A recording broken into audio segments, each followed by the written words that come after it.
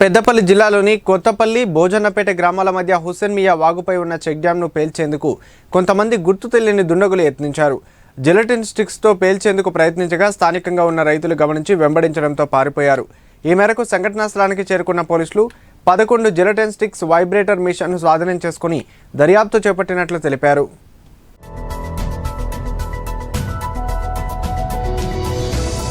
నిన్న రాత్రి సమయంలో కొందరు గుర్తు తెలియని వ్యక్తులు భోజనపేట మరియు కొత్తపల్లి గ్రామాల మధ్యన ఉన్నటువంటి హుస్సేన్ మియా వాగు మీద గత 5 years బ్యాక్ చెక్ డ్యామ్ నిర్మించడం జరిగింది.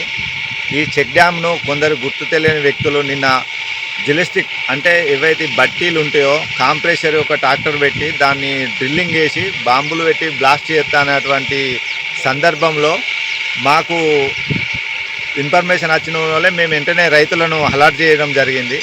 రైతులు ఇక్కడికి వచ్చేటలకు వాళ్ళు మిగతా అవి జిలిస్టిక్ అయితే ఏదైతుందో అవన్నీ వదిలిపెట్టి ట్రాక్టర్ వేసుకొని పారిపోవడం జరిగింది.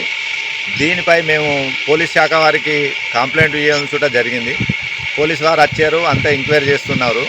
దీన్ని మేము డిపార్ట్మెంట్ వాళ్ళని కూడా కోరడం ఏంటిది అంటే దీన్ని ఎన్నుకున్నటువంటి లీడర్స్ కానీ రైతులు కానీ ఎవరైతే ఉన్నారో కొన్ని లక్షల ప్రాపర్టీ ఇటు ఒక ప్రాపర్టీని దీన్ని ఎన్నుకున్నటువంటి ఎలాంటి లీడర్ అయినా నాయకులైనా బయటికి తీసి వాళ్ళను చట్టపరంగా వాళ్ళపై చర్యలు తీసుకోవాలని మేము రైతుల పక్షాన మరియు నేను భోజనపేట ఎంపీటీసీ గారి భర్తను మా యొక్క పార్టీ తరఫున కూడా మేము పోలీస్ శాఖ వారికి విజ్ఞప్తి చేస్తా ఉన్నాం.